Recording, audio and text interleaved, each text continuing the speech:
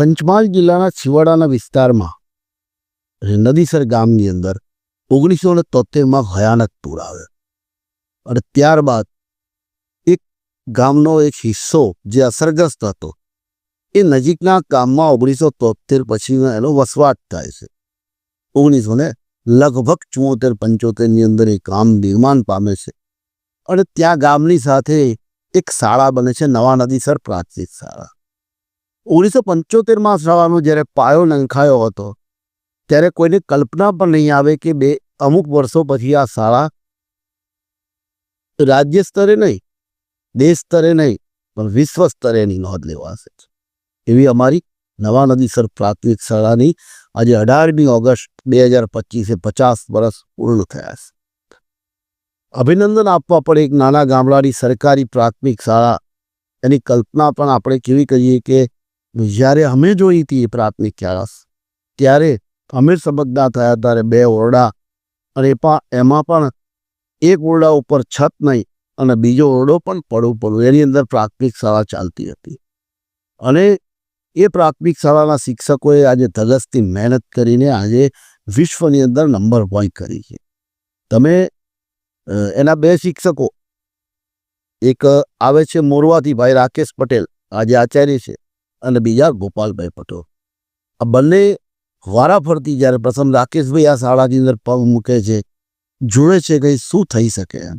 આ તો એવી જગ્યા છે કે જ્યાં એના કેમ્પસમાં એક વૃક્ષ ઉછેરવું હોય, એક છોડ ઉછેરવો હોય, ફૂલનો છોડ કરવો હોય તો પણ ન થાય, ત્યાં ધૂળ પણ ના ઉડી શકે એવી ઉસરવાળી જગ્યા કે જ્યાં ખડક અને પથ્થર નીચે હાડ જે જમીન છે એની અંદર આજે જ્યાં ધૂળ નથી ઉડતી ત્યાં 2025ની અંદર શિક્ષકોના જ્ઞાન થકી જે પોતાના ઓજસ પાથી રહ્યા છે શિક્ષકના, એના થકી બાળકો ઉડવા માંડ્યા છે શિક્ષણથી.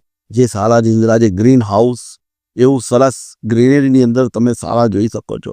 શિક્ષકો રાકેશભાઈ અને પૂરેપૂરીથી એની મહેનતથી સાથે સાથે નવા નદીસર ગામ અને જે વાલીઓ છે, એસએમસી જે સભ્યો છે અને સરકારના સહયોગથી નવા નદીસર પ્રાથમિક શાળા આજે વિશ્વમાં એક એવા આયામ પર પહોંચી છે કે એની નોંધ લેવાય છે.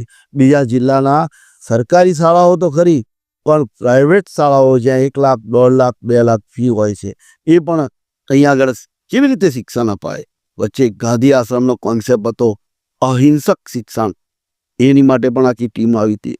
છેક અફઘાનિસ્તાનથી એક ટીમ આવી અને સામાજિક અને શિક્ષણ અને સમાજ બેની વચ્ચે સમન્વયથી કેવી રીતે કામ કરી શકાય એની પર અભ્યાસ કર્યો હતો.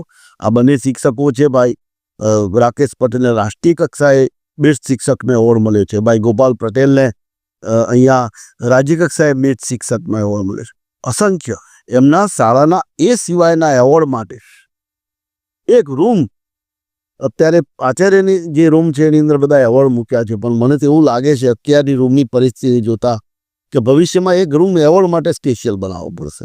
એટલે શાળામાં સમાજલક્ષી શિક્ષણ, વ્યવસાયલક્ષી શિક્ષણ અને એ પણ જ્ઞાન ગમ્મત સાથે વિદ્યાર્થીને ઇન્ટરેસ્ટ પડે, શાળાની અંદર વિદ્યાર્થીને જવાની અંદર ઇન્ટરેસ્ટ પડે.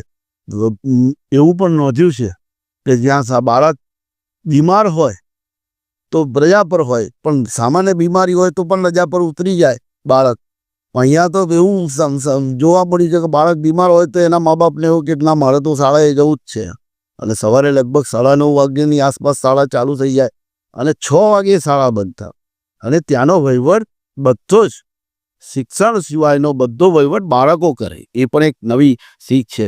હમણાં થોડા વર્ષો પહેલાં નવું બિલ્ડિંગ અને હમણાં ભાષા ભવન કે અદ્ભુત ખૂબતી નવા નદીસર પ્રાથમિક શાળાને એની 50મી વર્ષગાંઠે શાળાને, એસએમસીના સભ્યોને, બાળકોને, વાલીઓને અને ખાસ કરીને શાળાના આચાર્ય અને શિક્ષકોને અમારી ખૂબ ખૂબ શુભકામનાઓ.